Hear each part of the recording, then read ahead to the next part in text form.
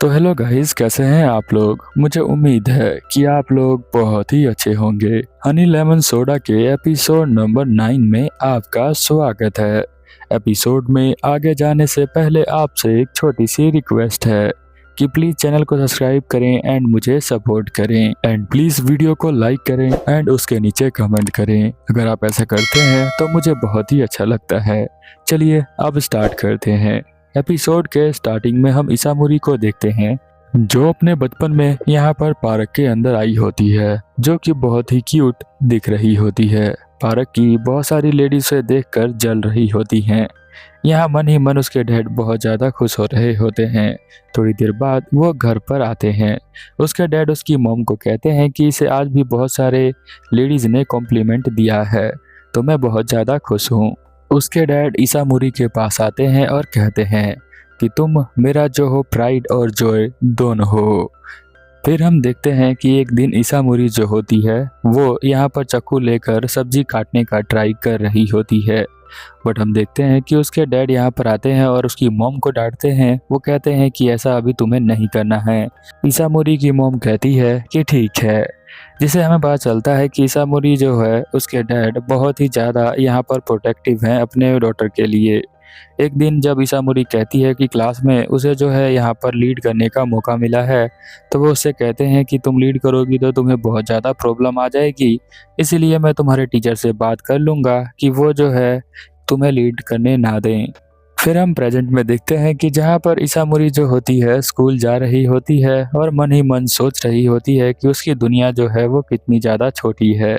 यहाँ पर क्लास के अंदर टीचर आते हैं जो सभी बच्चों से कहते हैं कि मुझे उम्मीद है कि तुम्हारा जो ब्रेक होगा वो बहुत ही अच्छा गया होगा। यहाँ पर बच्चे जो होते हैं पढ़ाई करते हुए बोर हो रहे होते हैं क्योंकि वो बहुत लंबी छुट्टियों के बाद यहाँ पर आए हैं।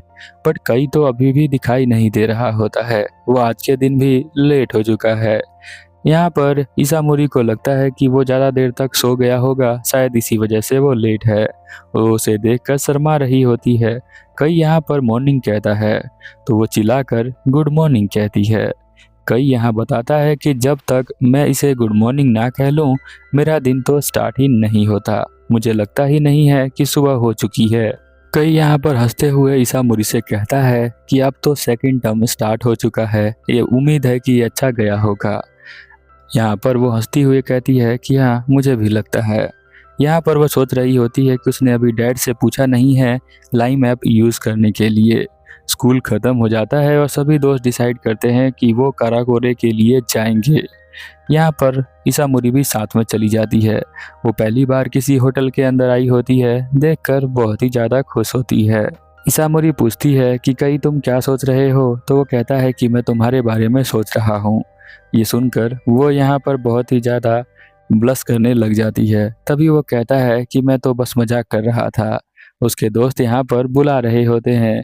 वो देखते हैं कि कुछ बच्चों को यहाँ पर अंदर आने के लिए मना कर रहे होते हैं। ये बच्चे जो होते हैं किसी और स्कूल के बच्चे होते हैं। ये वही स्कूल के बच्चे होते हैं जहाँ पर इसामुरी के डैड सोच रहे होते हैं कि वो अपनी बेटी को भेजेंगे, क्योंकि उन्हें लगता है कि वहाँ के बच्चे बहुत ही ज़्यादा अच्छे हैं। बट ऐसा नहीं है। बट वो जो उसकी इसामुरी होती है वो टेस्ट क्लियर नहीं कर पाती, इसीलिए इस स्कूल में उसे आना पड़ता है। यहीं पर सीन चेंज हो जाता है। हम उसके डैड और एक उसके एम्प्लॉय को देखते हैं।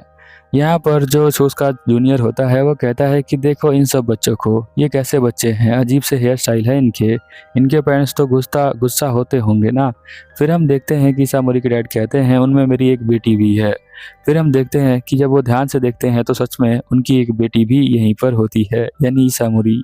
इसामुरी को देखकर उसके डैड भी चौंक जाते हैं और साथ में इसामुरी भी चौंक जाती है।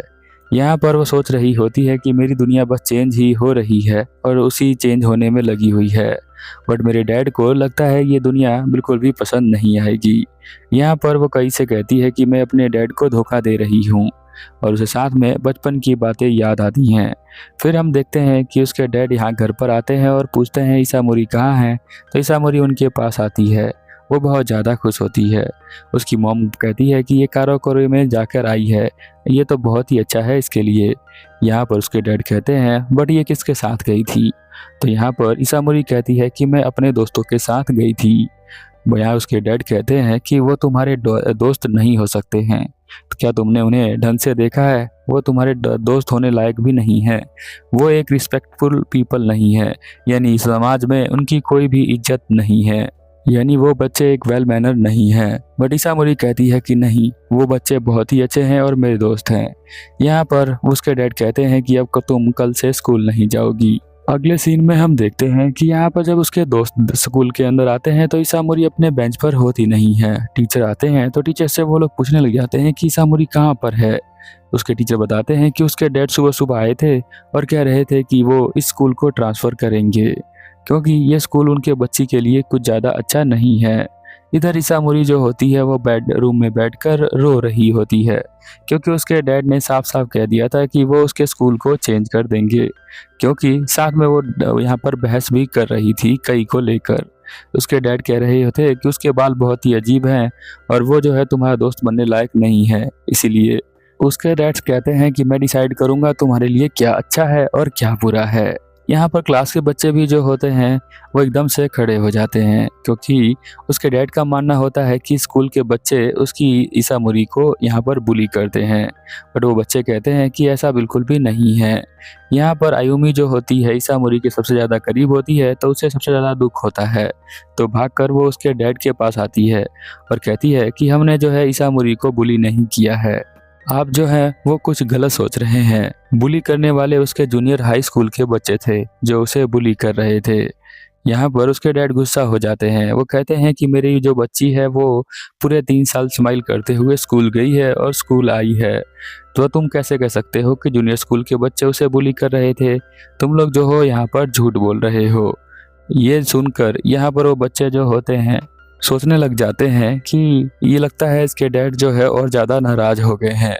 वो जाने लग जाते हैं, तभी यहाँ पर कई भी दिखाई देता है। उसके डैड कहते हैं तुमने उसका ब्रेन वॉश किया है, तुम मेरी बच्ची से दूर रहना। इधर हम देखते हैं कि ईसामुरी जो होती है वो अपने आप को देख रही होती है एक रोड पर, जहाँ पर उसके दोस्त उसको देखकर चले जाते हैं। फिर हम देखते हैं कि ईसामुरी उन्हें बुलाती है तो यहाँ पर कई जो होता है वो कहता है कि क्या हम इसे जानते हैं? मैं तो इसे नहीं जानता हूँ। एकदम से वो उठ जाती है और सोचती है कि ये तो एक सपना था, शुक्र है ये सपना था। फिर हम देखते हैं कि उसका फ़ोन बज रहा होता है जिस पे आयुमी का फ़ोन आता है। वो फ़ोन उठाती है और कहती है आयुमी कि तुम जो हो स्कूल को ट्रांसफ़र मत करो।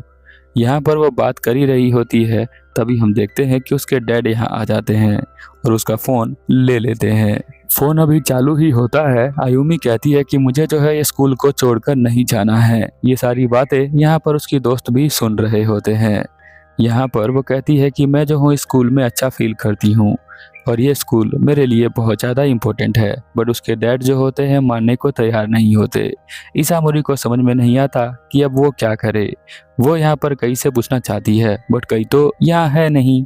बट रुको जरा, हम देखते हैं कि यहाँ पर जो विंडो के बाहर जो होता है वो कई आ जाता है क्योंकि वो इस छत पे चढ़ जाता है। इधर हम देखते हैं कि उसे देखकर ये जो ईसामुरी होती है वो बहुत ज़्यादा रोने लग जाती है। यहाँ पर वो कहता है कि तुम्हारे डैड ने कहा कि हम जो है वो तुम्हें बुली करते हैं, बट ऐसा नहीं है ना? तो वो कहती है कि नहीं, ऐसा बिल्कुल भी नहीं है। यहाँ पर वो कहता है कि तुम्हारे डैड जो है तुम्हारी बहुत ज़्यादा चिंता करते हैं और साथ में तुम्हारे फ्रेंड तुम्हारे लिए बहुत ज़्यादा इम्पोर्टेंट है, तो तुम्हें इन दोनों को साथ में ही संभालना पड़ेगा।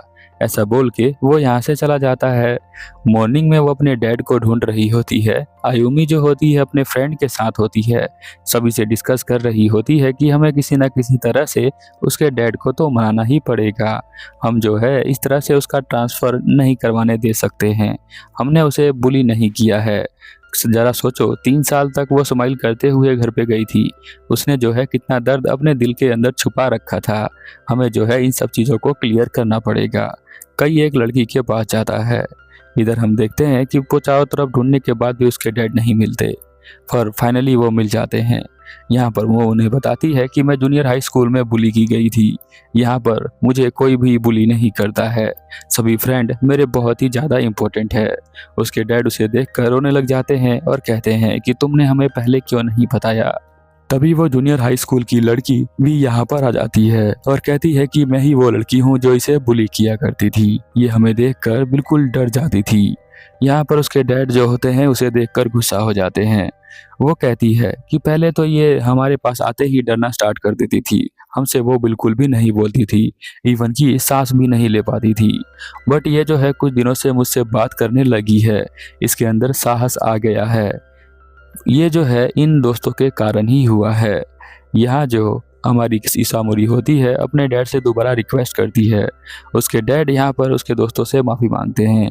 वो कहते हैं कि मैंने तुम सभी को गलत समझा। आयुमी जो होती है अपने पूरा इंट्रोडक्शन दे रही होती है। यहाँ पर हमारा जो कई होता है वो कहता है कि तुमने बहुत अच्छा काम किया। अब सभी फ्रेंड एक एक करके अपना सभी इंट्रोडक्शन उसके डैड को देते हैं और साथ में कई जो होता है वो भी अपना इंट्रोडक्शन यहाँ पर उसके डैड को दे देता है।